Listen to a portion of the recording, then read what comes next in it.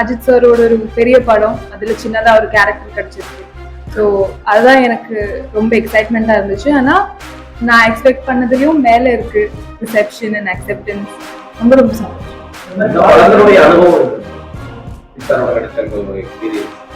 ரொம்ப சூப்பரா இருந்துச்சு.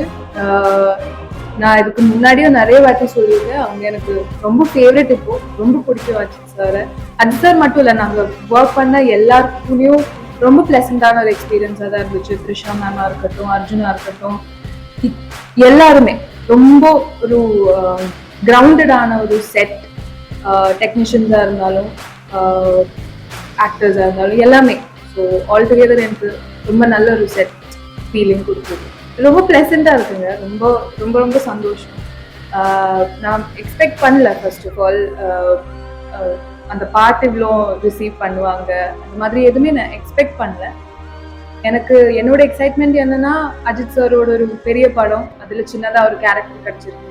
ஸோ அதுதான் எனக்கு ரொம்ப எக்ஸைட்மெண்ட்டாக இருந்துச்சு. ஆனால் நான் எக்ஸ்பெக்ட் பண்ணதுலேயும் மேலே இருக்கு ரிசெப்ஷன் அண்ட் அக்செப்டன்ஸ். ரொம்ப ரொம்ப சந்தோஷம்.